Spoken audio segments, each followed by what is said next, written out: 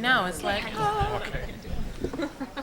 Okay, I'm going to ask everybody, there's a big football game in Kansas City tonight, and in lieu of doing a sound check, Colleen, I'm starting with you. You're a Kansas person.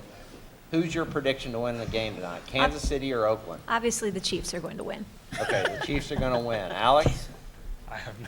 I'm a New Yorker, so Okay, I'm just trying to get you to talk a little bit so Lawrence can do a sound check. That's your mic check. I'm totally ignorant of the Oh, subject. so in other words, Midwestern football and Western football is irrelevant. I'm one of these people I'm one of these media elites who does not understand the country. Okay.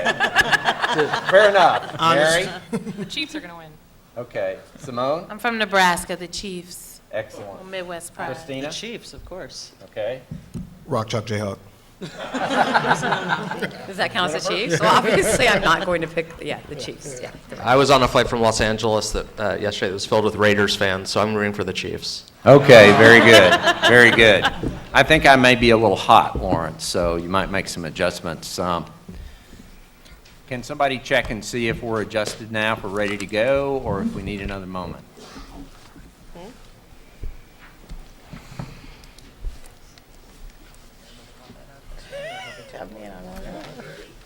I'd be happy to do it. Did Lawrence say we were ready to go? Yes. Okay, go for it. Are you ready? Good afternoon, and welcome to the Dole Institute of Politics and the 2016 Post-Election Conference. I'm Barbara Ballard, Associate Director at the Dole Institute of Politics, and the post-election panel will be moderated by our Institute Director, Bill Lacey. Our first panel today will cover the Democratic primary, and I'm sure you saw that when you looked at your schedule. We will take a break around 4 p.m. to switch panelists before examining the Republican primary. The conference will continue tomorrow with the general election panel beginning at 9 a.m. For your convenience, KU Dining will have lunch options available for purchase tomorrow for attendees. Please, however, plan to pay in cash because there's no guarantee that they will accept cards. And I know we all use cards. We are pleased to be joined today by over 25 students and faculty from Pittsburgh State University, Rockhurst University, Emporia State University, and Wichita State University, as well as members of our own Dole Institute Student Advisory Board. Would you please join us in welcoming them? Would you stand, please?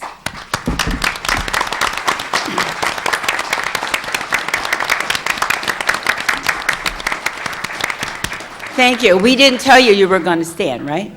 All right. Before we begin today, I have a reminder for each of you. Part of the Dole Institute's mission is to promote civil discourse in politics. Although you may not agree with everything you hear today, we always expect our speakers and the audience to treat each other with civility and the utmost respect. For those of you who have attended programs at the Dole Institute before, you know that we will not tolerate heckling, outbursts, or interruptions of any kind. If you interrupt today's panels, you will be given a warning. If you continue to disrupt our program, you will be asked to leave. And this is strictly enforced. I smile when I say it, because it is serious. So please, don't be disruptive. There will be questions and answers today at the end of each panel.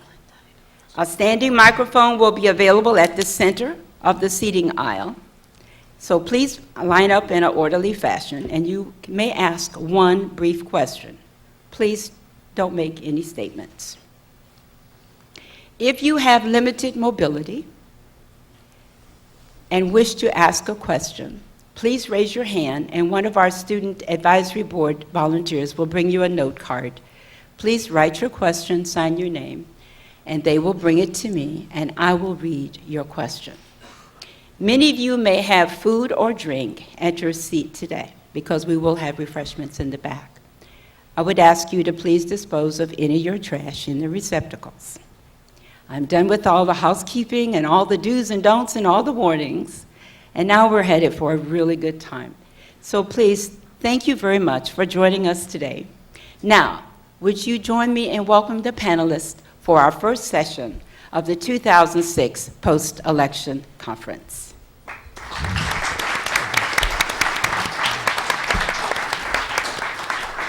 Thank you all. Thank you all for coming out today. We really appreciate your support of the Dole Institute. I think we're going to hear some fascinating insight on the Democratic primary fight in this particular session. We want to begin by introducing all of our guests. If you picked up one of these are available for you to pick up on your way in. Those have detailed bios. I'm just going to do very brief introductions. I'm also, by the way, going to ask my staff, somehow I didn't get a bottle of water, so if somebody can get me a bottle of water, because I will need it, I'm sure, before the program is complete. But if I may do introductions from my left, Colleen McCain Nelson with the Wall Street Journal. She's currently moved back to Kansas and will be the editorial page editor of the Kansas City Star. My old friend Alex Burns from the New York Times. Meyn from Edison Research, the exit polling firm. Simone Sanders from Senator Sanders' campaign. Christina Reynolds from Secretary Clinton's campaign. Our good friend and KU grad Marlon Marshall from Secretary Clinton's campaign. Jennifer Palmieri from Secretary Clinton's campaign. And Sasha Issenberg, an old friend of ours from Bloomberg Politics. Let's begin with each of the campaigns I'm going to give you guys about 5 minutes. If you could just kind of outline what you saw as your path to the nomination, and take about 5 minutes to do that, and I'll start with the Clinton folks. Okay, thank you. And thank you, Bill, for having us. We're happy to be here with our proud alum colleague, Marlon. Yeah, Rock Chalk. Yeah, I'm talking about for a long time. So for the primary, I would say we went into it with a few assumptions. One is that running for a third term for your party is very difficult. In our party, a Democrat has not done that since the 19th century. So understood that as well as President Obama was doing, and as the campaign cycle went on, you saw his favorability rating continue to improve, the economy continued to improve, that was still a difficult thing to face. So we understood we had that challenge. We thought that we were in a situation where our argument for Hillary Clinton in the primary, we were in a good situation that we'd be making the same argument in the primary that we would if she were successful in the primary in the general election, which is that she's someone who can deliver results. In a sentence, that is the argument that we knew we were going to be making in both the primary and the general. I would say that, and that she's somebody who was prepared to build on the progress that had been made, particularly since the recession ended in 2009. Understanding that for too many Americans that had been experiencing 30 years of wage stagnation, that while the economy had been improving, income disparity continued to grow, and having stopped the bleeding from the recession, we were in a position now to deal with sort of these more entrenched economic problems, and knew that we would want to embrace the wonk in her, that this is someone who thinks a lot about problems, is very solutions oriented, as someone who could deliver results, and that was going to be her argument. Her message is, I think that she learned a lot of lessons in the 2008 campaign, and mistakes that she was never quite literal with us about, but she certainly had a feeling from her staff about how she thought a lot about how she might want to do things differently this time, and how she had absorbed some of those lessons. And one thing she was very clear about was that she wanted to be true to herself in terms of her message, and also just the manner in which she ran her campaign. That meant we started small. That meant we started off on a listening tour, which is how Hillary Clinton best learns and absorbs information, is by listening to others. And that also meant that we embraced, and this is true in the primary and the general, her core principle, let alone message, although it's also her message, but her just core belief in America, which is what motivates her is to knock down whatever barriers stand in the way of someone being able to make progress and have opportunity. And that is why she got into public service. That's what motivated her as a young lawyer, and what continued to motivate her to this day, and what for the American people, particularly on the economy, could see in her as someone who's willing to just get in the trenches and do that hard work to deliver results. Has she been at it for 40 years? Yeah, she has. She's been at it for 40 years. And that's what it's going to take, is someone who's that committed, who has that much experience in the trenches, who knows how to make these gears work to deliver for people.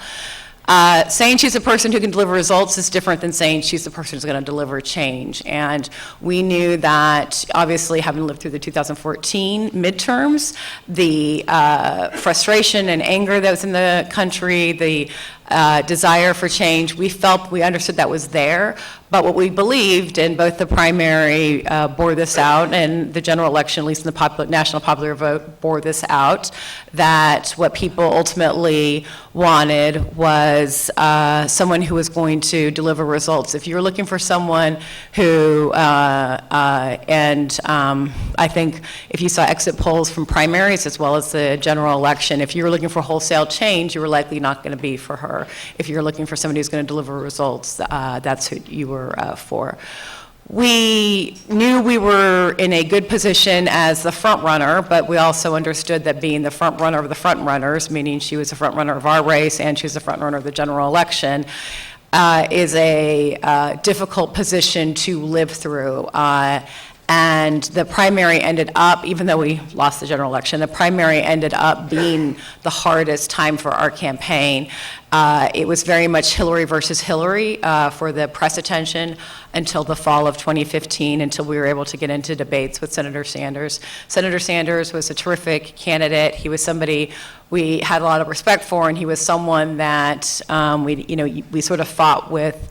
Not with one arm tied behind our back, certainly not the more engaged way, I would say, as we did with Donald Trump, and that's just a very difficult place to be.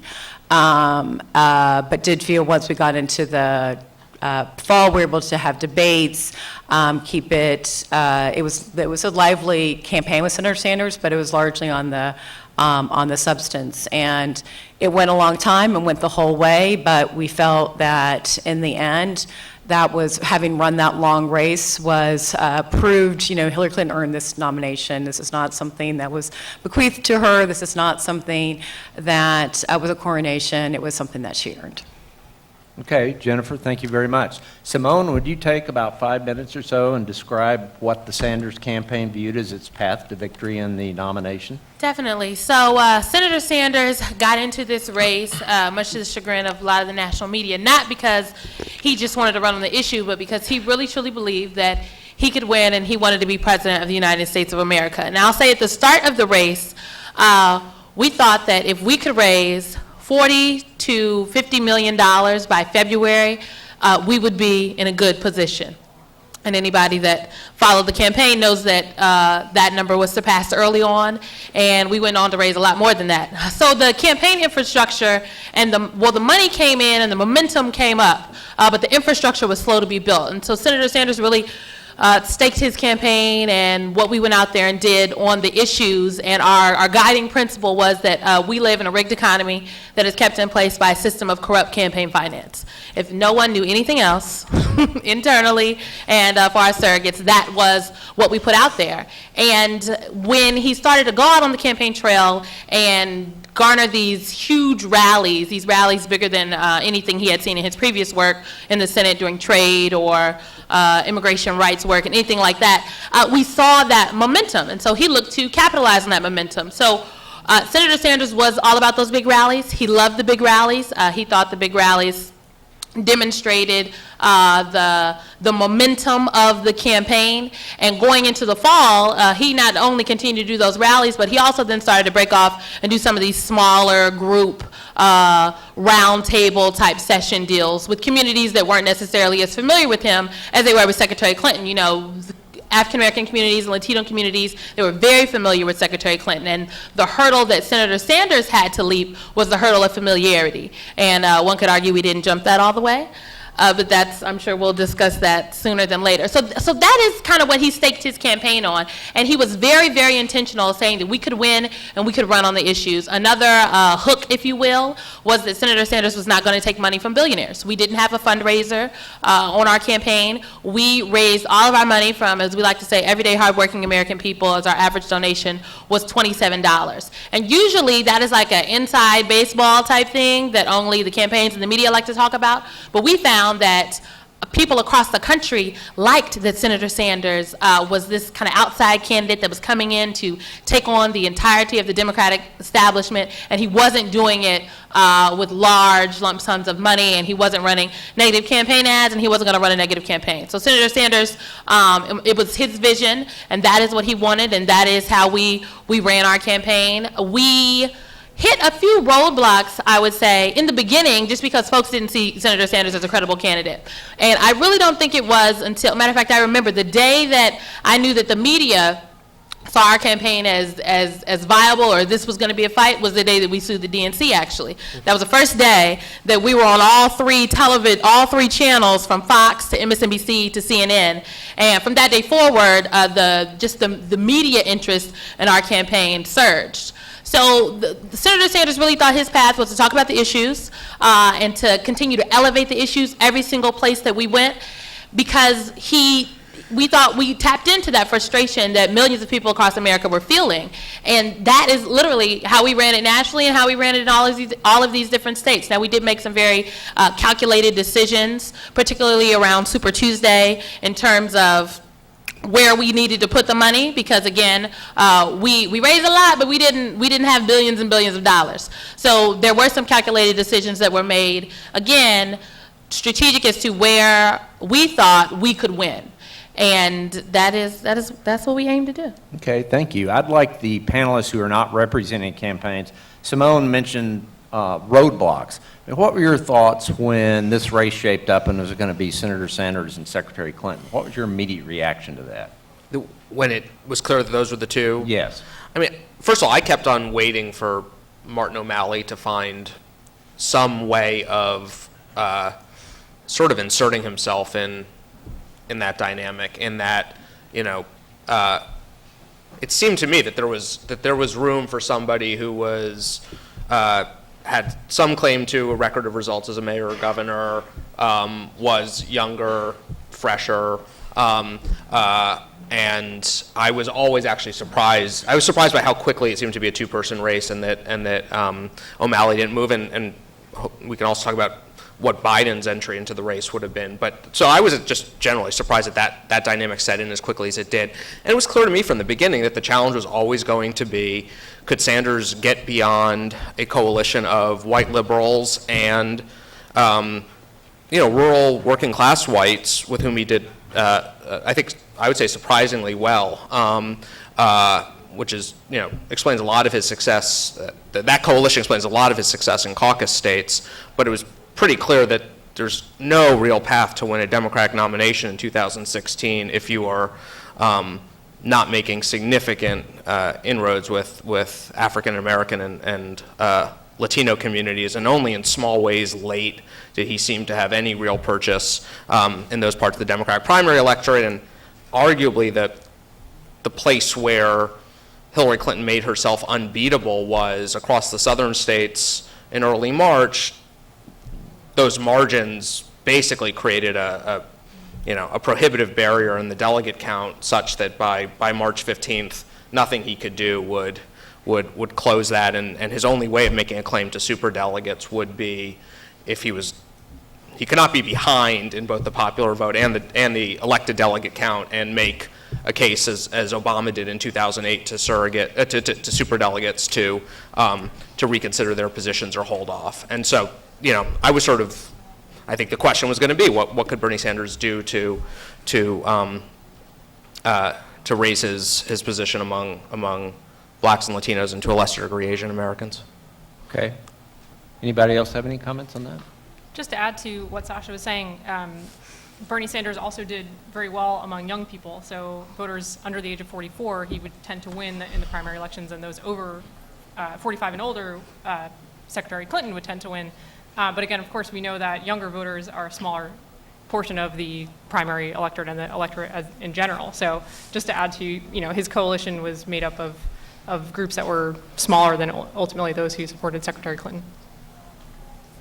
Yeah, I guess the only thing I would add to that, just my own personal reaction when he got into the race, right? And I think Simone is totally right that a lot of folks in the national media assumed that this was a sort of issue-driven enterprise, and in some respects it was an issue-driven enterprise, right? And very successful in that way. But we thought, he'll make some kind of showing in Iowa, he'll win New Hampshire, and then we'll wrap that up pretty quickly. We can turn to the general election pretty fast. And to Mary's point about young voters, I think, from my perspective at least, watching the sort of Democratic primaries of the Democratic primary of 2008, the election of 2012, even the election of 2004, when you think about sort of who the people were behind Howard Dean, my sense was that he would appeal to some slice of young voters, but for lack of a better term, like more the Woodstock crowd, right? That like a certain kind of dated white liberalism, anchored in the Northeast and like Berkeley, right? And the fact that he turned into this candidate of many young people in urban areas, and then white people of different ages in rural America. In some respects, we probably should have seen the second part coming, but I think the first part, seeing him in Washington Square Park in April, the kind of crowd you get there, that is probably the dynamic that I think we really, really, I don't want to say missed because it didn't exist yet, but really failed to imagine. Okay. Colleen? I would just add, I think that the first hurdle that Senator Sanders had to get over, and Simone pointed to this, was he had to not make the argument that he could win, but he had to prove that he was credible, and so that's a tough starting point for a campaign. That's a longer road to hoe when you have to prove that you're credible, and so I think in a lot of ways the campaign was trying to get over that hurdle rather than trying to build a national infrastructure or trying to prove that they could win. And I think a lot of people in the media thought that the fact that he was a democratic socialist or described himself as a democratic socialist would be kind of an insurmountable hurdle, and it was interesting that really did not end up being a huge problem for him. And I just remember a poll coming out ahead of Iowa where 43% of Democratic caucus goers in Iowa described themselves as socialists, and so We remember that poll too, Colleen. That was December 10th, I remember. that stuck with everyone, and so it was interesting that being a democratic socialist was not his biggest problem. In the end, as others have referenced, it was his struggle to win over not only minority voters, but also to win over Democrats. I mean, Senator Sanders had great success winning support from independents. He was less successful in winning the support of Democrats, and it's pretty tough to win a Democratic primary just fueled by independents, and so he needed to make more inroads within what is now his own party, but had not been. And I mean, it was a strange situation to have someone running in the primary who, up until that moment, had described himself as not as a Democrat. And I mean, for many months, we would struggle as we wrote stories. Do we say he's a Democrat? Is he a Democrat now? He was during the campaign. Yeah. At what moment did he become a Democrat? And so. And I think that another hurdle for Senator Sanders was he had a very powerful message, he had a very compelling speech, but it was a speech that he gave again and again, and his consistency was both a strength and a weakness. And I think eventually he needed to adapt his message to different audiences, and was somewhat slow to do that. And I think that kind of hindered his growth as the campaign went on. Okay, the Clinton campaign jumped out to a huge advantage in terms of endorsements, fundraising, organization. How did you guys orchestrate that? And at the end of the day, how important was that? Yeah, so from an organizational standpoint, early on, right, the day the campaign launched, we had staff in Iowa, New Hampshire, Nevada and South Carolina. We knew early on that in order to win the primary, well, actually, let me take a step back.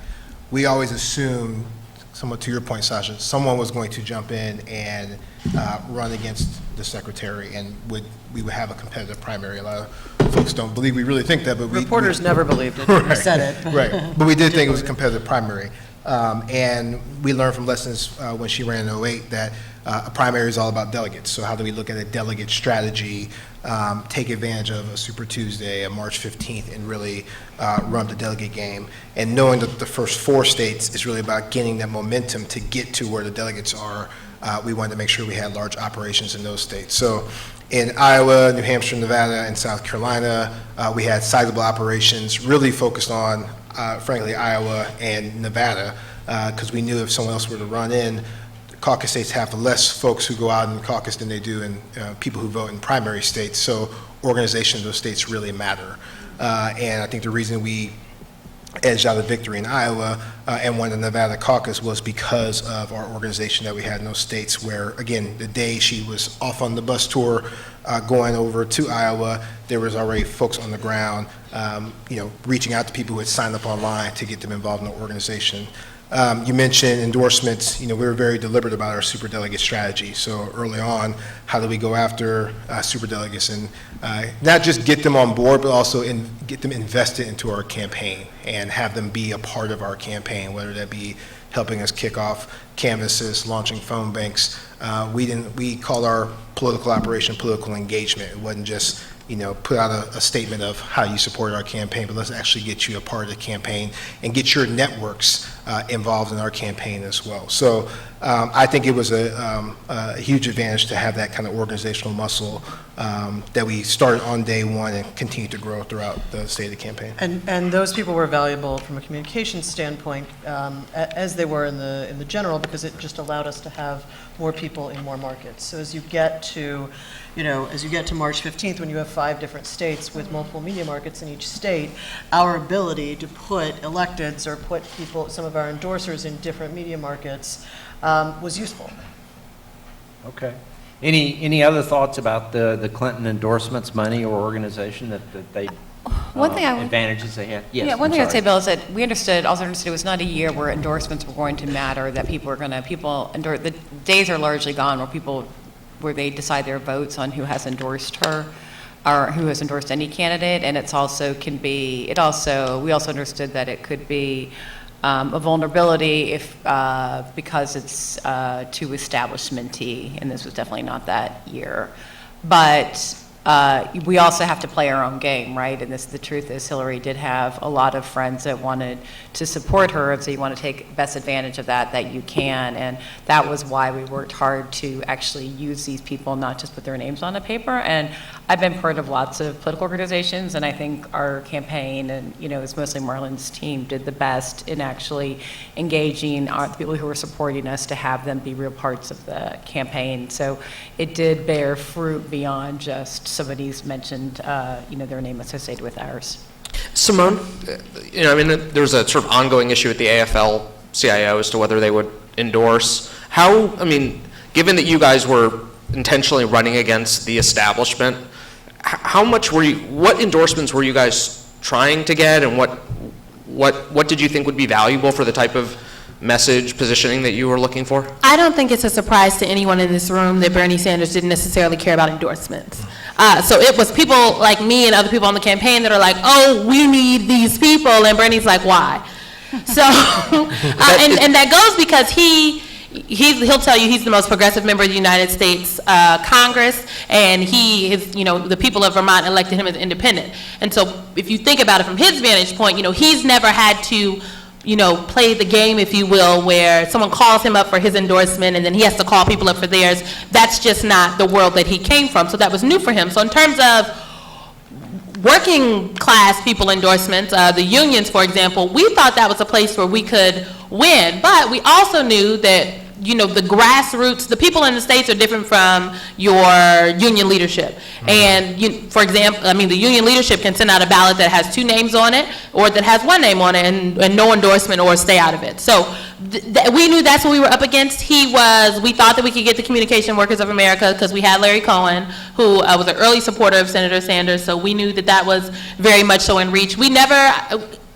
Some people may have thought, but it wasn't the overarching thought that we could get the AFL-CIO endorsement, but we thought we could stop it and stave it off. And I think we did hold it off for a while. There was a very robust debate across the country and in union, amongst union members in their own states about who they would go out and support. And even though eventually a lot of overarchingly the union leadership, they went ahead and endorsed Secretary Clinton, we had a lot of grassroots members and a lot of unions, individual locals that endorsed Senator Sanders. And that is what we used, and it helped actually to play up the narrative that Bernie was running against the establishment. So it didn't help Senator Sanders to go out and seek out a ton of endorsements from your, everyday politicos, as I like to call them, but it definitely helped that when folks did endorse it, there were grassroots people or local people that said, oh no, we want Bernie, we're gonna go with Senator Sanders. So we used that to play off a lot. And then we did get the nurses, and the nurses were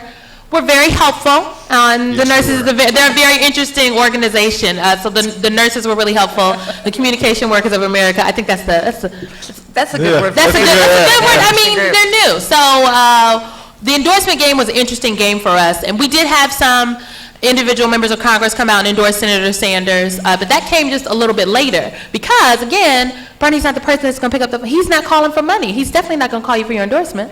Right. So that was something we had to navigate, but we were very happy to have Congressman Grijalva, Congresswoman Tulsi Gabbard, Congressman Keith Ellison come out and endorse Senator Sanders, and we had some additional folks down the line, and Senator Nina Turner, who was very helpful. Then we had folks like Ben Jealous, who helped give some credibility in the civil rights space because he was the former president of the NAACP. Okay, any other thoughts on this subject? Okay, then Simone, what I would like to do is I'd like to ask you and then open it up to everybody else on the panel. At some point, Senator Sanders went from being kind of a candidate that people didn't expect a lot out of to the point where you kind of referenced a few minutes ago, you started seeing huge crowds, big rallies. When did he really start to get traction? So my first official day on the campaign trail was August 7th. It was the weekend of August 7th. That was also the anniversary where Michael Brown, of his death. And that rally, first rally that weekend was in Seattle, I believe, and we had 15,000 people in Seattle. So I think it was towards the end of July, beginning of August, that internally in the campaign, folks started feeling like this could be bigger than we thought it was. And that led to, okay, then we're going to do some TV. We're going to do some additional television. We're going to get out here in a lot of these states. Senator Sanders was a sitting United States senator, and it wasn't until, I would say, towards the end of August, I would say actually mid-September, into September, that we got him to stop going to the Senate Monday through Thursday and go out on the campaign trail. Because he took his job as a senator very seriously. But, our argument was, we are a real campaign. We are picking up lots of steam. And it's much more helpful if we can be out there in the streets, if you will, of the states Monday through Thursday, as opposed to just Friday, Saturday, and Sunday. So I think it was that the real growing pains happened August through September, mid-September, all the way to October. And I think that was evident in what you saw coming out of our campaign. But the media and the opportunity for Senator Sanders and folks supporting our campaign to get this media airtime was critical. And it was something that we fought against for a really, really long time. And again, I noted, it wasn't until we sued the DNC that folks were like, okay, this is a game, let's do it. There were often times where, I'm a CNN political commentator now, and I make these jokes all the time when I'm at the Bureau, but they would show empty podiums of Secretary Clinton while Bernie was doing a rally. And so that just goes to show the attitude that the media had towards Senator Sanders towards the beginning, or I would even say almost on the way to mid through this nominating contest. Christina, Marlon, and Jennifer, I know you guys are going to say that you took Senator Sanders and his candidacy seriously from the beginning, but at what point did you notice this traction? At what point did you actually start to maybe have a little bit of concern about it? I mean, Jen can tell the first moment, but I will say there were days when I was convinced we were going to lose the primary. Sure, And a lot of days. And I remember we took him very seriously throughout, but I remember very clearly the day of the Nevada caucus. Brian Fallon and I had worked on some talking points that we thought worked if we won or we lost, because we assumed that it would be very, very close. And so we would need talking points quickly. And I remember when the results came in and it was clear that we were going to win by about 5, Brian took a look at the talking points and walked out of an office and said, we thought we were going to lose. We never acknowledged it to ourselves, but these are loser talking points, so these have to be scrapped and totally rewritten.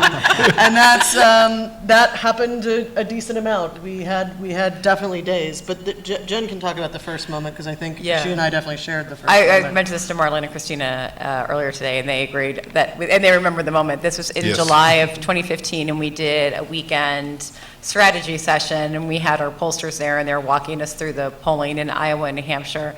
And Senator Sanders was really creeping up on us in New Hampshire. And I said, wait a minute, are you telling me we are 3 weeks away from having public polls that show Bernie Sanders beating us in New Hampshire?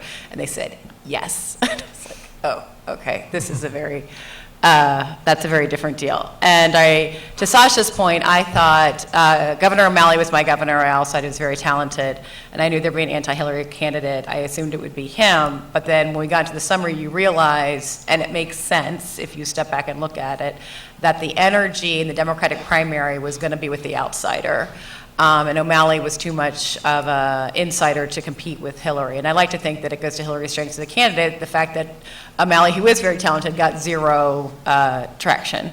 And, but after 8 years after a Democratic president, where the energy in the Democratic Party is going to be, where people who are really motivated to turn out and participate in a primary, it makes sense that it's people who are more to the left, or were not satisfied with as well as the president had done. So, but we definitely understood in the middle of the summer in 2015 that we were in a really serious fight. But Jen, and also I want to hear from Simone on this, what would have happened if Biden had gotten in? So late October, what would you have done those first few days? What were his vulnerabilities, and how would you have gone about navigating his entry into the race? It was not a majority opinion on the Clinton campaign, but I was hoping that Biden would get in the race, because I felt confident that I thought it meant that the primary would be very competitive for a long time, and certainly into the spring. But I felt that Hillary would ultimately beat him. And the hardest days for us were when it was Hillary versus Hillary. And for the beginning of the primary, even though we saw the crowds that Simone's talking about, we knew the support that Senator Sanders was garnering in Iowa and New Hampshire in particular, even if the press didn't pay attention to it. And we were jumping up and down saying, pay attention to him just as much as, maybe not just as much, but too. But instead the press were just focused on Hillary and just picking her apart. And that's why I thought, having Biden in the race, at least we have another opponent. This is a real race, and then they're going to cover it as Hillary versus Biden and Hillary versus Sanders, and not Hillary versus Hillary. As Joe Biden himself always says, don't compare me to the almighty, compare me to the alternative. And for too long, Hillary was compared to herself or the almighty, and I'd rather have had a fight with Biden. And I think it's worth noting, Simone, very fair point about the empty podium, but often what they were discussing as they were showing the empty podium was emails. And so, that was a brutal summer for us, and we felt like the fever ended up breaking when you had the Benghazi hearing and that first debate, where at least it was something different for them to cover. But for us, it just felt like every single story was, why won't she answer the email question differently? What about this thing on emails? What about that thing? What's the FBI doing?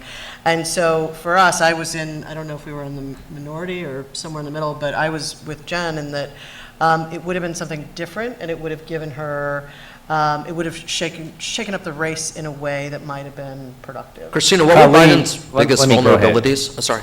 Colleen, Alex, Mary, what were your thoughts? Senator Sanders kind of came out of nowhere all of a sudden. He was getting great traction, great crowds. How did you react to that? Well, I'd been out on the campaign trail with Hillary Clinton pretty early on, and so I'd experienced what her events were like. And then as Senator Sanders started to draw these big crowds, I think a lot of journalists kind of wrestled with the question of what does this mean? You know, is he serious? Can he replicate this, or is he just going to, you know, Seattle and college towns, and you know, can he replicate this across the country? And so the first Sanders event that I went to was in Wisconsin in July 2015, and I showed up 90 minutes early, and it was this huge arena, and it was seated 10,000 people, and I walked up and 90 minutes early there was no one inside, and I said, they have way overshot. I mean, they cannot fill this arena. And 90 minutes later, every single seat was filled. There were people standing in the aisles, but the most interesting thing was just kind of the palpable difference of going to a Sanders event versus a Clinton event, and just the passion that people felt and the energy there, and how much his supporters knew about Senator Sanders and his history. I mean, they were telling me about his time as mayor, and I mean, at this point, most people didn't know that much about him, and these folks were really intensely invested in Senator Sanders, and at that point, it started to seem like this might be something, but it took a while to kind of process this and see if he could replicate it across the country. Yeah, I would, you know, Simone's point about the empty podium, All the time. I think is well taken. Although I guess I would push back just a little bit on the notion that he got a raw deal early on. I'm putting words in your mouth, but I don't know that you'd disagree with them.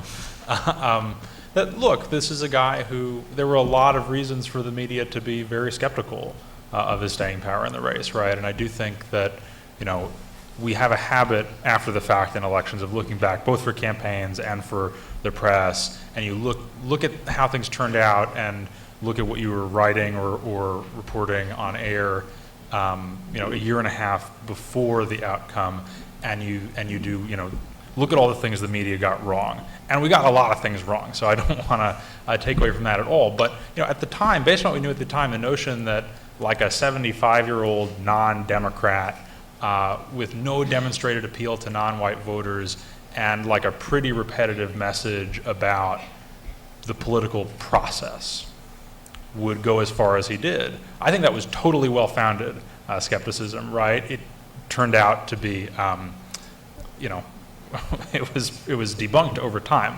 But you know, I think that one of the challenges that for all the criticism the media has gotten, I think in a lot of cases rightly on the Republican side for, you know, giving too much legitimacy early on to Donald Trump.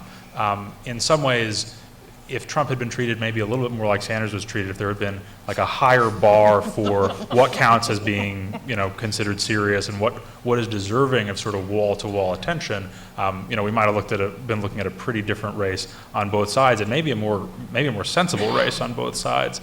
I would also say, in terms of just assessing the appeal of Sanders early on and the appeal of any non-Clinton candidate early on, I think one thing that was hard for reporters, and not just reporters, there are two thoughts that are hard to keep in your head at the same time. One is that President Obama was very popular among Democrats especially, but a pretty popular president in general, seen as a success, and that a lot of people want change in some direction or another, right? That if there was ever an election, you know, since I don't know when, where 4 more years would have seemed to be like a more or less sensible message to run for a member of the president's party, this would be it. And it clearly, you know, satisfied a decisive share of Democrats and a decisive share of people in the popular vote. But I think we clearly, it was just a sort of, again, a failure of imagination to think that people could both think this guy, you know, he's a good guy, he's done a good job, he's done the best he can, but we really want to blow it up and have, you know, single-payer health care or a wall on the Mexican border or whatever. As someone who works for the firm that conducts the exit polls on election day, my viewpoint really starts when the voting starts. And so it was very interesting, you know, to see that Clinton won Iowa, then Sanders won New Hampshire, and then Clinton won South Carolina. And suddenly you're feeling like hey, I remember this sounds a lot like 2008, and we're in it for the long haul, if we continue to do this seesaw back and forth, and you could look at the calendar and see, well, there are states coming up Super Tuesday that are favorable to Clinton, and then here are the states that are favorable to Sanders as you look at the demographics of these particular states. And so, I think once we have the first 3 or 4 contests, you really see that, we're in for a long nomination fight. Okay, I'd like to ask both the campaigns to talk a little bit about what your debate strategy was, because we started the debates in October, and how you felt, you did in the debates, and then I'd like to get reactions from other panelists from that. So my job on the campaign, both in the primary and the general, was oppo. It was a little frustrating. It's tougher in a Democratic primary. I'm a Democrat. I don't like attacking other Democrats. But also, it was very difficult to get reporters to, as we pitched oppo, it was very difficult to get them to cover, this is a problem in his policy, or this is not right, or you should be covering this part of his agenda. Or his record, in many cases because they weren't taking him as seriously as they should have. But it was like, but you'll cover that with us. Well, sure, she's going to be the nominee. And that was not a universal view, but that's some of the pushback that we got. So I was very excited for a debate, one, because I think that Hillary Clinton is good in debates. Between being a lawyer, between being someone who studies and knows her stuff, and someone who was deeply engaged in the policy and in how we answer the fundamental questions that the president needs to answer. We knew that she would do the homework and do the work and be good at it, but also felt like it was an opportunity for her to, in some ways, go negative and actually sort of call out and have an engagement, again, break the fever of the emails, but also, and Senator Sanders was helpful on that front in the first debate, but also actually have a conversation about policy that you can't do in the course of a normal media cycle, because policy is less interesting, generally speaking, to reporters. I'm sure these reporters will have a viewpoint on that, but it was tougher to get policy covered. And so we went into it as an opportunity for her to, first and foremost, show why she should be president, to show that there was one president up on that stage, someone who had thought through all the policies, who understood, and someone who could take down, point by point, the other side's case. And I think that was the case in both the primary and the general. I don't know, Jen, if you want to add anything there. But she executed, I thought the first debate was a fantastic example of her executing on that, of her sort of having her moments, really laying out the difference, and being able to have that conversation. I also thought we were very, very proud of the fact that in the Democratic primary, the debates were substantive. They were about policy. They were about differences. And the differences aren't as large, but they were not what you see on a campaign on a daily basis. They really, I thought, the Democratic debates elevated the conversation. Okay. Any other thoughts from the Clinton campaign? The debates were, we did 10 of them. They were always our best moments, and they were of the whole, both primary and the general, because it was Hillary Clinton unfiltered, and that was a very valuable thing for us. We normally, anytime you saw her, someone was usually talking about her. You weren't actually hearing her, and this is unfiltered. This isn't people, the press aren't telling you what to think about her. It's just her and the other candidates. And we didn't, we could have done more. We should have done more. I would weirdly wish we had done more in the general. I was always out with somebody who was, would have liked for her to do more debates. It disrupted the press cycle too. It just created their own energy, created new news stories. But that was, you got to balance. They were also really time consuming, so we had to balance that out with other pressures. Okay, Simone, how did the Sanders campaign approach the debates, and how did you feel about them afterwards? So we looked at the debates as an opportunity for Senator Sanders to be introduced to a large swath of the electorate that did not know him. One, because, especially the first debate, because he wasn't getting the media coverage that we felt he should have been garnering. So there were lots of people that didn't know much about him. They knew this guy named Bernie was running for president, but they didn't really know much more. Like my own mother, when I told her I was going to work for Bernie Sanders, she was like, who? So I think that's really like indicative of like most people, a lot of people in America. So we approached the debate as this was Senator Sanders' time to go out there and demonstrate to the American people. Just tell them who he is and demonstrate that he looked presidential, that he was in this race. So he knows policy very well, and we weren't concerned. We weren't concerned necessarily about the intricacies of his policy. What we were concerned about is that Hillary Clinton is a debater, and Senator Sanders had not debated for a while, and he didn't like mock debates. I think he did one mock debate session the entire primary. He liked Who played briefing Hillary? books. Who played Hillary? Colleen Cromwell, his chief of staff in the Senate, who was not on duty at the Senate when she played. Just to be clear. Ethics. He liked briefing books, and so he would get these huge briefing books. He would read them. Senator Sanders is a reader, and that's how he learned best. So he would read the books himself, and then we would do kind of tough questions, same as if you were like to prep a surrogate or somebody to go on television. And so we would ask him like these tough questions that we thought people were going to ask about his policies, that we thought like the Oppo would bring up. And then we would let him give organic answers, and then we would come back and maybe craft better answers for that. But then again, it was still on him. Senator Sanders he hates scripted whatsoever. You would write a whole speech for him, and he will literally take your speech and go on stage and deliver something else. So so debate prep was unconventional, and we spent a lot of time leading up to the debates, maybe the 3 or 4 days right before the debate.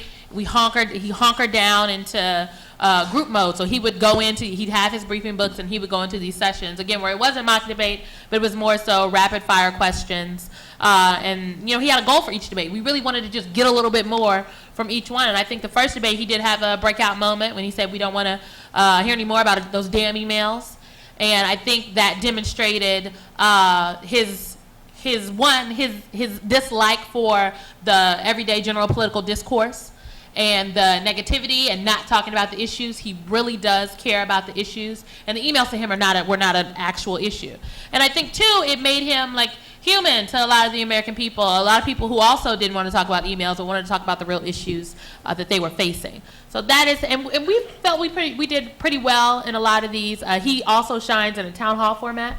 So when we got these smaller town hall opportunities from like the CNN and MSNBC, those went, I think everybody actually shines in a town hall format because it's a little more intimate, a little more personable, and you're not on defense because there's somebody else standing next to you that's trying to counter your point. It's literally just all about you. So we love those as well. Okay, I'd like to see if Sasha or Colleen or any of our other panelists had any thoughts when the debates transpired. What were your reaction to those? Any feelings, any opinions? I think it became pretty clear to me that, on one hand, Bernie Sanders was running, yes, a substantive campaign, and that he did want to talk about policy issues, but it was hard to get him beyond 3 or 4 policy questions that he seemed interested in or comfortable with in detail. And I'm curious what internally within the campaign what you did, but it did seem like, there's so much path dependence back to the sort of 2 or 3 stories about what's wrong with American political economy. And as the debates went on, I did not really see him expanding his range of things that he was at ease with or frankly interested in. Did he just read briefing books around the stuff that he was already interested in? I guess is what I'm asking. He read all the briefing books. But, again, we live in a rigged economy kept in place by a system of corrupt campaign finance. That is the cornerstone of one of the cornerstones of what Senator Sanders was talking about. And a miscalculation, in my opinion, on our comms team side that I wish I would have identified to push back against earlier was that jobs in the economy is just not a white people's issue. Everybody cares about jobs in the economy, but we allowed, and I do say allowed because we didn't really push back on it forcefully enough, the media to say that, Bernie was this one issue candidate, and his one issue was just the economy, but that doesn't point to all the other issues that many other people care about. And my pushback later on was that, well, everybody cares about jobs, and the economy goes into all of these different issues that people are dealing with. So I think, yes, if it sounded like the economy was where he kept going back to, that's because for him, the economy is where was the cornerstone for all of this, but I reject the notion that he does not and did not understand that there are really complex issues that just money can't fix, like racial inequality and the wealth gap between people of color and non-people of color in America. And I think that shone through in different ways, like his racial justice platform that we released was very robust. He had a really great immigration platform that the New York Times actually even said something nice about, and we were shocked because I didn't think New York Times was ever going to say anything nice about Bernie Sanders. So I saw him have some shining moments, but yeah, he cares about the economy, and he feels like the economy is like the base for a lot of the issues in America, and that shone through in the debates. I do think that the sort of reflecting on how the media covered not just the Democratic debates, and in some respects this is even more pronounced on the Republican side. There was this expectation that what would matter were these sort of crystallizing moments, the way you saw in the Republican primary in 2012, the Democratic primary in 2008. You can kind of rattle off the, when Obama said likable enough, or when Rick Perry couldn't remember the third cabinet department that he wanted to eliminate. And you would see immediately the race sort of hinge, at least for a time, on those moments. That's, from the outside at least, and I wonder if the campaigns would disagree, that doesn't seem to be the way this one developed, right? That there were not particular sort of these electorate confrontations where all of a sudden, there was a 20-point swing away from somebody, where I would have, to Sasha's point, I would have expected, I think a lot of people would have expected, there's a massive attack in Paris, and Senator Sanders, like within 3 seconds, is talking about super PACs, right? That I think based on the normal rules of the way you expect these things to work, that would have been like a huge whiff, right? And that voters would react against that when the media sort of signaled to them this was a huge whiff. And like they just didn't, right? I don't want to get too much into the Republican side, but like you would have expected that when Donald Trump suggested that George W. Bush was sort of responsible for letting 9/11 happen, that there would be a really significant backlash against that. There just wasn't, right? So I think from the media side, and again, I'm really curious what you all make of it, I feel like we underestimated the extent to which every day of the campaign was this kind of immersive experience for people where they were getting exposed to the candidates' personalities pretty much from top to bottom, so that by the time you actually got into the debates, there was maybe not even that much room to move. Just to your point about there being a Paris attack, and the next comment is about super PACs or other items, we asked Democratic voters about 4 issues, which in their vote was the most important to them, and the economy came out, as the most important issue again and again and again in every state in the primaries. And then often the second issue that people, or the second most cited issue, was income inequality. And so I thought that was really interesting. The number 1 issue is the economy, but not that far behind the economy was income inequality. And so together, those are both economic issues, just one is a different sort of side of economic issues. And so Secretary Clinton would win among those people who said the economy was the most important, but Senator Sanders would win among those who said income inequality was the most important. But to your point, Alex, about the terrorism issue, terrorism was always the fourth, the last issue. And so it's just amazing. I mean, even with what was going on in the world, it just never came through in the electorate. Okay, I'm running out of time, and I want to save some time for Q&A from the audience, because I know some of you are going to have some questions that you want to ask. But I want to get into the primaries and caucuses. The Iowa caucus was won by Secretary Clinton, the New Hampshire primary by Senator Sanders. Mary, could you start and tell us any trends that you saw in the exit polls that indicated something for either of those candidates out of those 2 contests? And then if I could get the campaigns and the other folks on the panel to say, how did you feel after those first 2 critical contests?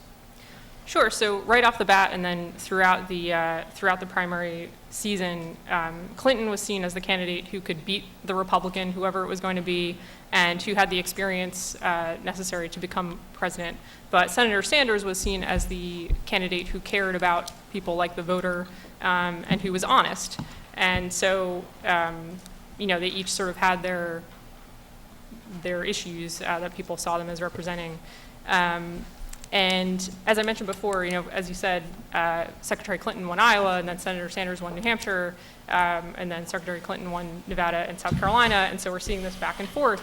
And what was really interesting is that Secretary Clinton was actually looking, the coalition that she had was Barack Obama's coalition from 2008. And so we correlate the candidates to one another, and she was correlating not like herself in 2008, but like President Obama in 2008. And so that was a really interesting thing for us to see. Okay. I'll say so one, none of the Sanders people still, and I know we still don't think that Secretary Clinton won Iowa. We'll say that it's a virtual tie. We just won't let it go. What does a virtual tie mean? It's a virtual tie, Marlon. Y'all ain't win. Okay. It was a moral victory, so Yeah, so I'm not sure more I how respect much your they commitment count. to you. Jill Stein should be making money off of this somehow, I'm sure. Go ahead, Simone. So we still think it was a virtual tie. So we ran a really hard-fought race in Iowa. But the fact that we came so close and nearly almost overtook was a good momentum for us. So going into New Hampshire, by that time in New Hampshire, people thought we were going to win. Like it wasn't. It would have been a real shock had Secretary Clinton overtook Senator Sanders in New Hampshire, but no one expected us to win Iowa, really. I mean, there were some polls that came out that at one point showed us ahead, and then all the subsequent polls were very, very close, and in some instances, Secretary Clinton was ahead. So at this point, people didn't necessarily, we could have won Iowa, but they didn't think that we could. So the fact that we came so close that when we got on the plane, it wasn't necessarily clear, was good momentum for us. We still campaigned in New Hampshire. We didn't leave anything on the table because New Hampshire voters notoriously wait to make their decision literally until they're in line. So you can't leave anything up for grabs. But in terms of Nevada for us was like the first real frontier where Senator Sanders had to demonstrate that he could win in a diverse electorate. So it was cool, okay, if you did well in Iowa, yeah, you're in Vermont, so you can win New Hampshire. It's 0.3% of people of color in New Hampshire, but can you win in Nevada?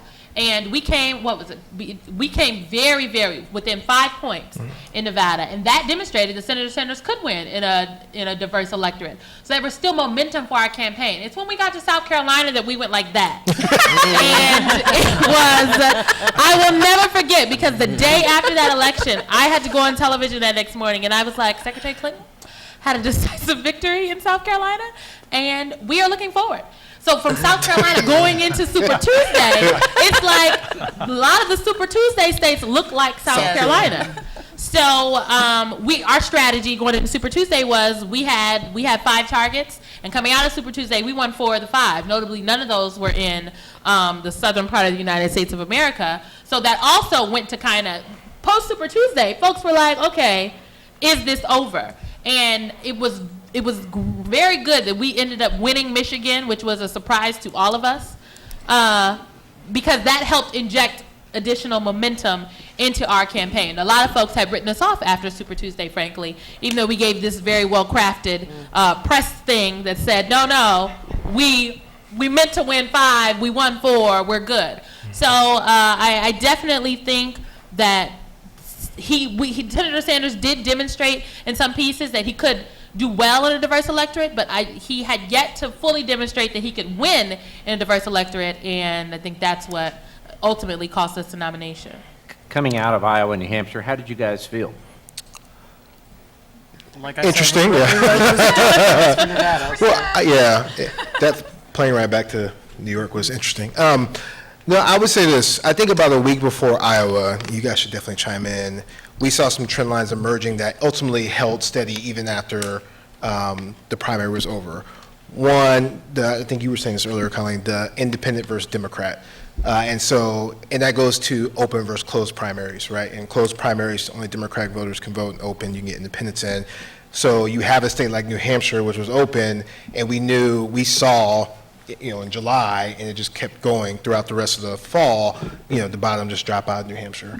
And then you have a state like South Carolina, which was closed, more diverse, and we knew that was going to be better for us. And so I think we all knew Iowa was going to be closer, and we were trying to set those expectations with the press that it was going to be really, really close. It was a lot closer than I think we were anticipating, and then we knew that New Hampshire, unless something changed, like it did in 2008, the very end, was not going to be good. So we were not feeling the best, but we also knew Nevada, like we had a good series of contests coming up. So that's what, again, we put an organization together in Nevada early on. And if you look at the caucus states we won, it was Iowa, virtual tie, sorry, and Nevada. And when you look at the rest of the caucus states throughout the primary, we put staff in those states intentionally to try to win delegates, but we knew we weren't going to actually win some of those caucus states. And that actually is a little bit different than in 2008, where President Obama was the one winning caucus states. We were not this time. But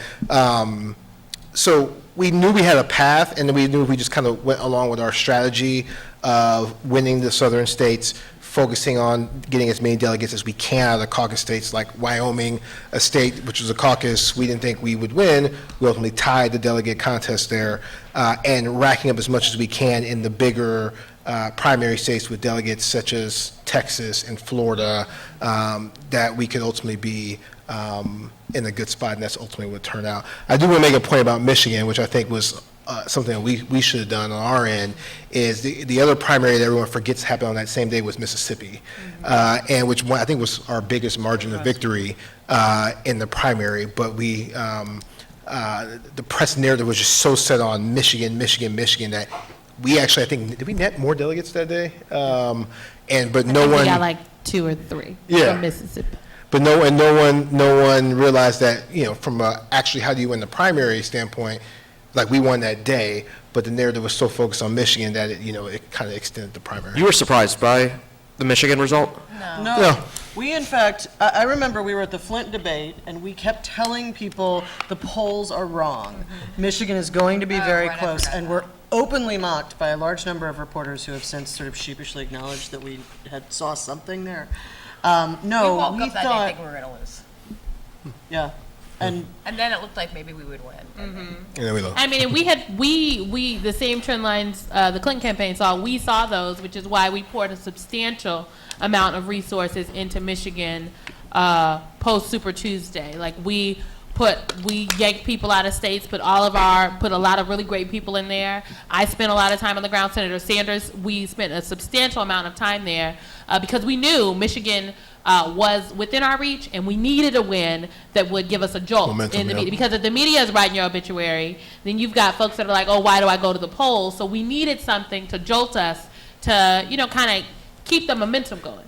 Let me ask you both sides again, and anybody else who wants to jump in on this, but the Sanders campaign won a string, I believe, of 7 contests in late March, early April. Was that kind of a last gasp of the campaign, or was there still an opportunity, a window of opportunity that he could actually win the nomination at that point? The canned answer is there is a path to the nomination. We have a path. It may be a narrow path, but we have a path. Look, I think that I know that there were a number of scenarios where we could have still been extremely competitive. Those did not necessarily play out, but there were scenarios where that was a thing. We knew we were going to hit a stretch, though, that was very favorable to us, and we were going to capitalize on that while we could. There were parts of the calendar that Jeff Weaver, our campaign manager, liked to say that favored Secretary Clinton. The calendar it was the calendar. So we wanted to take full advantage of those 7 strings because we knew we might not see something like that for a really long time. I mean, this was that was not one of the to me that was not one of the times when I thought we were going to lose, despite how brutal that was, because we knew we had a good feeling about New York. We knew that California would go. We knew that there was a lot coming up, and that the numbers were just insurmountable based on, in large part, what we'd done in the South and some other things. But it was tough, and between talking to supporters and dealing with donors and dealing with reporters, it's tough to get beaten fairly badly in some cases, just primary after primary, and they were stretched out. It wasn't like Super Tuesday where you've got 9 or however many it was in one day. They were sort of spread out over a few weeks. And we knew it was coming. So I would say these 2 in particular did a great job of going to the press, frankly, before Super Tuesday and just saying March is going to look like this. Between March 1st and March 15th, we're probably going to do well, except Michigan. And then March 15th on, he's going to run a string. They were almost all these states were caucus states. And given the kind of candidate that Bernie Sanders was, he was going to go on a run.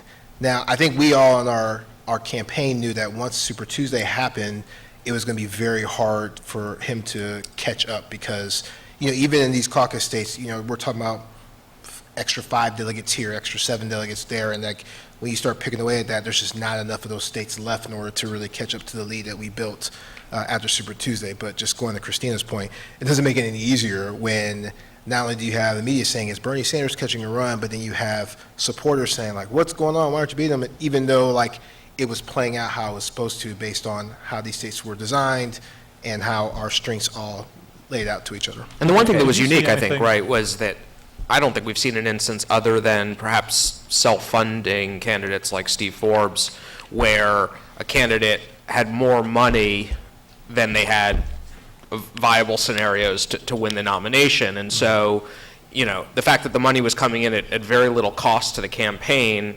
including time and resources.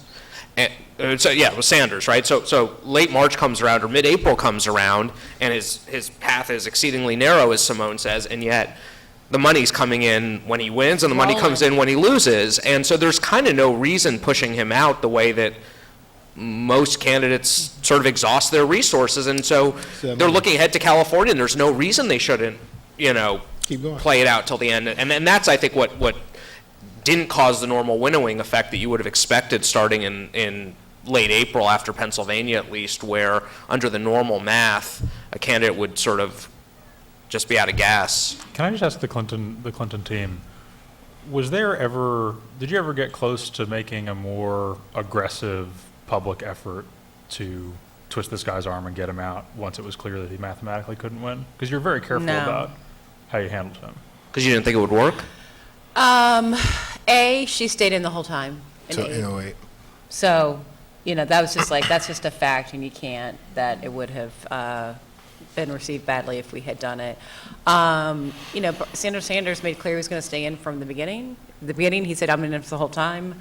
And he is not the kind of politician, as Simone has described, he's not the kind of politician that there's a group of people that can come to him and say, hey, Bernie, we all love you, you need to get out. He made this whole phenomenon himself, and he didn't have anybody that he needed to be, accountable to except for his own supporters, and it was just apparent that was not gonna amount to anything if we did that, and it'd be very badly received and probably and hurt us. And another thing I would say to Senator Sanders' campaign's credit is, once he ran the whole race as he said he was going to do, and then when he got out, he and his team did everything that they could, and Simone helped us a lot to win the general. And I think, as my understanding is, part of their thinking was they had to run the whole race because they had a lot of supporters in these states who really wanted to vote for Bernie Sanders, and if they had cut that off in the spring,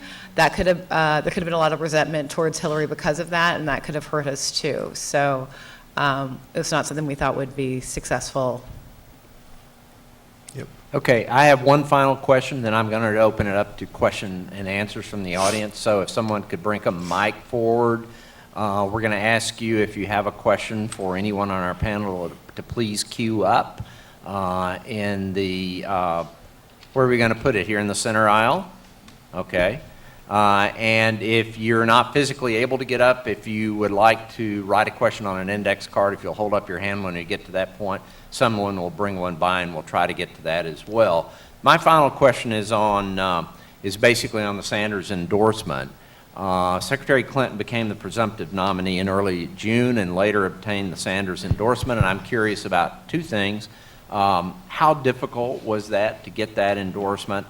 And secondly, how concerned were all of you, and I'm opening this up to everybody, but I'll start with the Clinton folks. How concerned were you when the WikiLeaks came out about the DNC role or lack thereof or whatever in the campaign? I'll start on the endorsement. I guess the process the process about the endorsement and then the convention, both, because we needed to come together at the convention and eventually have Senator Sanders, he's the one I'm going to use the wrong term, but basically by acclamation, nominate her, which was very gracious of him, and it was a really moving moment. We spent, by we, I mean Robbie Monk, our campaign manager, and who's actually from Vermont, and Jeff Weaver, the Sanders campaign manager, spent a lot of time at this. And I think, so it took a while. It was not acrimonious, it was substantive. And Hillary and Bernie met in the beginning of June, right after the DC primary, started talking substance about what they might do together, and decided to land it on college as a good issue. He endorsed us, I think it was early July, Simone, right? We did we did another event with him around college, and then kind of used the platform committee exercise as a means to which we created the most progressive platform ever in the history of our party, and that he had already endorsed us at that point, but that helped us, I think, give his side the ability to bring more Sanders supporters our way. So it took several weeks, and there was a lot of back and forth about the substance of college and other issues, minimum wage, other issues on the platform. But, it was clear that everybody was ultimately trying to get to yes. What was the other question? On WikiLeaks, the DNC, WikiLeaks. I think that my guess is I'm not alone either on the panel or in the audience in saying no one wants their emails put out in the world, and that remained true both with the DNC and with the hack of John Podesta's emails. But we weren't sort of, oh God, they're going to find the secret, plan, because there wasn't a secret plan. And so, there was, you have back and forths on emails that either read funny or, you look back and you think, boy, my tone sounded pretty bad there, or, this or that. But I don't think, in some ways we became a little numb to our emails being spread out to the world because it happened a lot. And so you kind of get used to it at some point. But I don't think that was, that was not the thing. And again, certainly by that point, we'd been working a lot with the team at the convention, otherwise. And so I don't think it was a moment of, oh no, what does this mean? We were worried that Senator Sanders supporters would get very upset by it. Yeah, I don't think it was a surprise to anybody how Senator Sanders felt about the, Debbie Wasserman Schultz. I think he made that very clear throughout the primary process. And so it was never a question of, would Bernie now take his endorsement back? And in the process to get to the endorsement, I don't think it was also never he might not do it. It's he will do it if. And that is how the conversation went. But for the WikiLeaks, it really was. It was about the grassroots supporters. Senator Sanders had said from the beginning that he's running against the establishment. For him, that included the people that worked at the Democratic National Committee.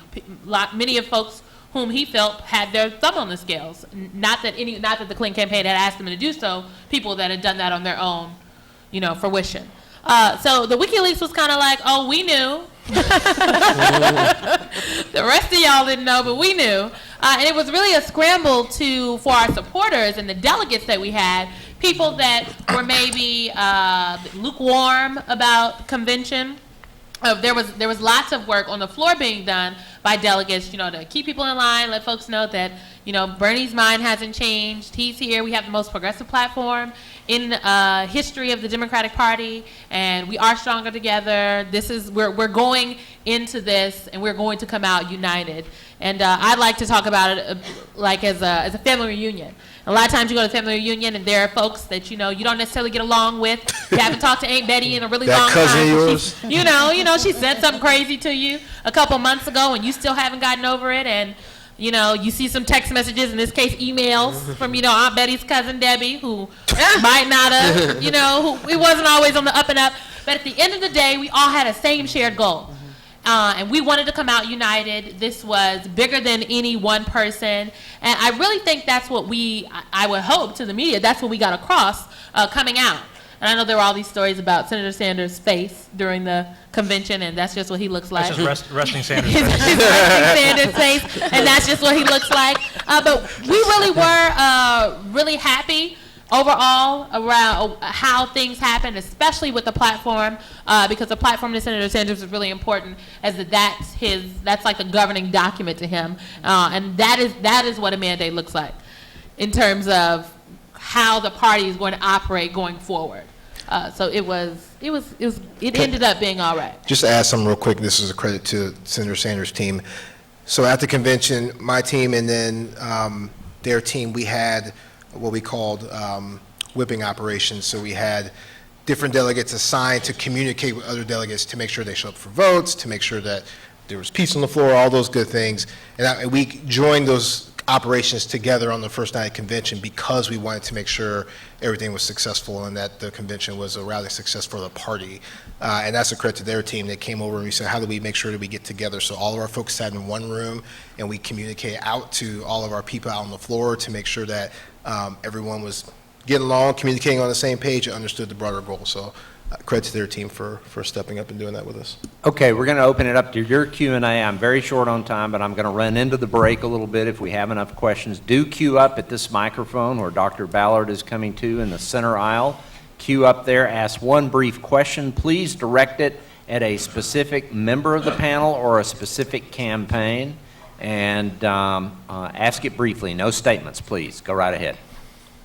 I got a question for Ms. Sanders, actually, and I'm a member of the Kansas Democratic Party, and I worked on a lot of state campaigns around here and during this last election season, and I'm a member of the executive board, and I do a lot of work with that, and I know you work a lot with the Democratic Party. During this last campaign, I was a big supporter of Bernie Sanders, and despite the fact that he had been an independent and then ran as a Democrat, and then now that the campaign is over, he's went back to being an independent again. What do you think it says about his commitment to the Democratic Party that he wasn't, and then he joined it, and then he left? And then what do you think it would take to get Senator Sanders to be a member of the Democratic Party? Because I would like to have him as a leader within the party. Well, I think if the question is, what will it take for Senator Sanders to go and now be a registered Democrat, I think we have to ask Senator Sanders. But in terms of Senator Sanders' commitment to the issues and the things that the party has always stood for, I think that's always going to be there, regardless if he's independent, a Democrat, or no party affiliation whatsoever. He has caucused with the Democrats from the day that he stepped foot in the United States Congress, and so much so that the Democrats, now he's in leadership in the Senate. He's part of the Senate leadership team. I definitely know, and I don't even think, I know that for a lot of people, specifically a lot of Democrats, both people in the states and Democratic leadership, that it is not favorable that Senator Sanders has come out so forcefully and noted that he's not going to be a member of the Democratic Party. But I want to remind folks that this is bigger than Bernie. I don't think I've ever said this before, but I remember when I went to the last Harkin steak fry, and the Ready for Hillary bus was there. This was, 2014? I was taking pictures by the Ready for Hillary bus because I was ready for Hillary. I've met Hillary Clinton on a number of occasions. I introduced Bill Clinton at an event when I was like 16 years old. He wrote about me in his book. Like, I was very familiar with the Clintons, and I loved them, and I knew them, and that, I just knew I was ready for Hillary.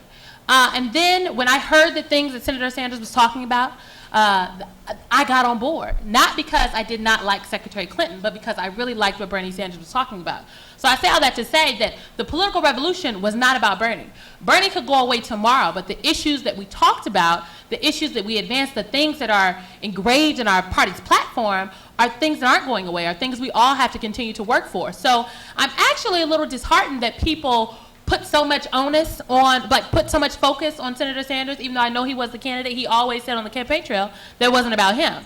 And I think we need to now take Bernie at his word that it's not about him, because he's going to do some things that don't seem right to some of us. And I've said this to him, so I'm fine to say it right here. He's going to do some things that seem like out of the normal, but that is just who he is, and he's not going to stop being Bernie Sanders today or tomorrow.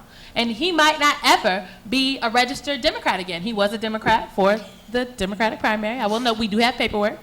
But it's not about Bernie. And it can't continue to be about Bernie. It has to be about the people. Okay, next question, please. Very brief question, sir. Okay.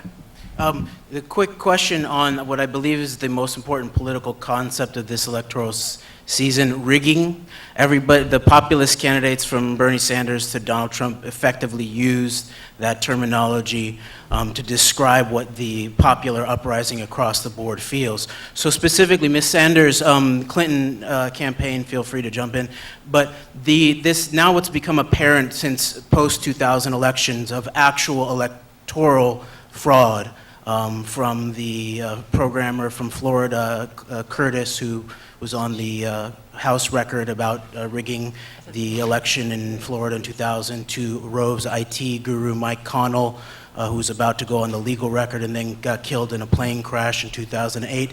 And now in the primaries, we saw in your, okay, I want you to respond to the indications that many Bernie Sanders supporters looked at, that there was a problem here in terms of the exit polls not matching on very key states, and California looking like a banana republic in terms of the combination of voter suppression and electoral fraud. This might even have continued into the general election, potentially, to benefit Trump. So Okay, what thank you, sir. what is your response to that? Thank you, Thank sir. you for your question. So I'd like to note, Senator Sanders said that we live in a rigged economy that is kept in place by a system of corrupt campaign finance, an economy that is not set up for everyday hardworking American people and oftentimes middle-class people to succeed. Not at any point did he question the cornerstone of our democracy, which is free, fair, and open elections. He never questioned that. Now, were there some irregularities in Arizona? Yes, which is why the Clinton campaign, the Sanders campaign, and the DNC sued Arizona for those discrepancies, for the fact that people had to stand in lines for hours and hours and they weren't able to vote. These are real issues, but it does not mean that the system is, if you will, corrupt, or someone is intentionally going on to rig these elections. So in terms of rigged, yes, the economy is rigged. The economy is rigged against people that look like me. And I think it's okay for us to discuss that. And we have to continue to have this conversation and identify ways to get to the root of those causes and change the system so it works for everybody, not just those with the means and folks at the top. And I'll leave it to my colleagues to my right.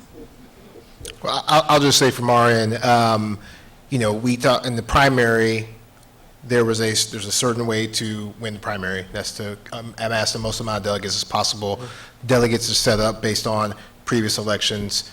I think both campaigns played by that rule, and we ultimately came out victorious. I know there's a commission that's going to start at the party to look at future primaries and how does it all work between superdelegates and some of those other things that have came up throughout the primary.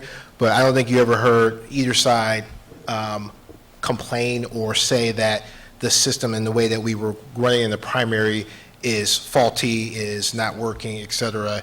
It's, okay, this is the system now, we're all going to campaign on it, and we can talk about in the future how it works, and then I'll save the stuff for the general election until tomorrow.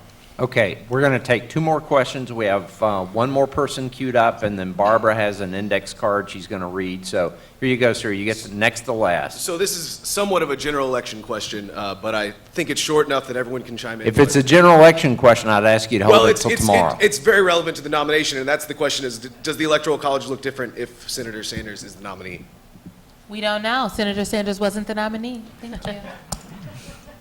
Okay, Barbara, you have the question from a member of our audience who put it on an index card. Yes, I do. What is the value of a newspaper editorial page endorsement? All right, Colleen, you're about to be responsible for those. You want to talk about that? That's a great question. I certainly think newspaper editorial board endorsements have value. It was interesting to watch this year the role that they played and just kind of the impact that they had, particularly in the general election. But I mean, a good newspaper editorial board is steeped in the issues, spends time listening to the candidates, spends time ideally meeting with the candidates, and makes an informed recommendation. And certainly, the idea is not that every reader will heed the newspaper's guidance, but that the newspaper kind of stimulates debate and is a constructive voice in the political debate and part of civic discourse, which we sometimes lacked in this last election. And so, with any luck and with a strong editorial board, an endorsement can still have impact, but as the Clinton folks discussed earlier, this was not necessarily the year that everyone wanted to hear from the establishment or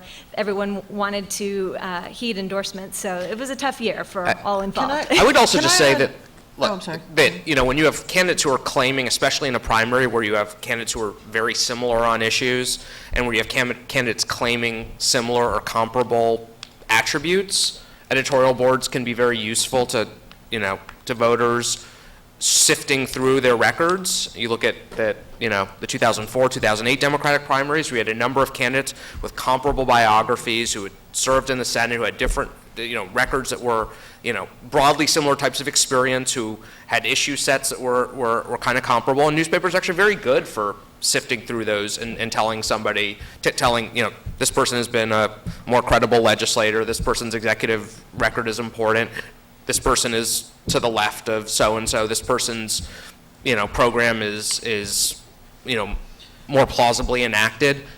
In the case of the Democratic primary, especially between Clinton and Sanders, you didn't need kind of professional boards of experts sifting through because they weren't arguing over the same attributes. They were basically presenting two entirely different notions of leadership. And so, it's hard to imagine, and I think in the Republican primary too, at least between Trump and the non-Trump candidates, you didn't need somebody to say Donald Trump doesn't have a lot of governmental experience, right? You didn't need somebody to say Bernie Sanders' agenda is a less conventional Democratic platform. And so I think that this was a very bad year even for newspapers, editorial boards to show their value to readers in primaries. I also think the value from a campaign perspective can often be that it gives you some credibility that you may already lack. That was not a problem in this primary. It's worth raising that in the Republican primary session. But, I know Jennifer and I worked for John Edwards in 2004, and the Des Moines Register endorsement was a big deal for us because it gave people permission to vote for John Edwards. It made him seem, it made it like, oh, I kind of like this guy. It turns out he does have policies that I can get behind. Whereas in this case, people knew both of these candidates by the time they were voting, and so I think it mattered less. But it's like everything in the cycle, it mattered if it had legs. So the New York Daily News weirdly mattered. It was the manner in which they did the interviews with both candidates. They were very edgy. They know how to make news themselves. And so I think, normally the tabloid hometown paper isn't going to matter for a lot, but it did. But it was partly because the Daily News figured out how to make it matter. And that's what every Alex, Colleen, Sasha would all, I think, agree that this is a year where the personality of the journalist and the ability of the individual journalist to get attention for their own work or their outlet to get attention for their own work, that's what made things matter. Well, okay. I think the editorial board endorsements mattered in a different way this year than they had in the past, in that in the past they were kind of mysterious, kind of handed down from on high, these editorial boards writing unsigned editorials, and you don't really understand how they came to this conclusion. And I think that because editorial boards have made it a more transparent process and have kind of pulled back the curtain, I think that's made the endorsements more valuable in some ways. And to the New York Daily News editorial endorsement, it wasn't so much what the editorial said per se, but when you saw the transcript of the interviews and you saw how the process worked, it was really illuminating, and you learned a lot about the candidates and how they thought. And so it wasn't just what the newspaper said, but it was seeing the process and hearing and reading about the conversations. And so I think as editorial boards have kind of evolved to adapt to new technology and approach this in different ways, they've made endorsements matter in a different way than they have in the past. Yeah. Any other comments on this topic? Okay, I want you to join me in thanking our panel for our discussion this afternoon. This really entertaining and insightful, and we appreciate it. We will be starting the Republican panel promptly at 4:30 in about 20 minutes. So if you're going to take advantage of the break, please be back in your seat before 4:30. Thank you all. Very nice job, everyone. That was fantastic.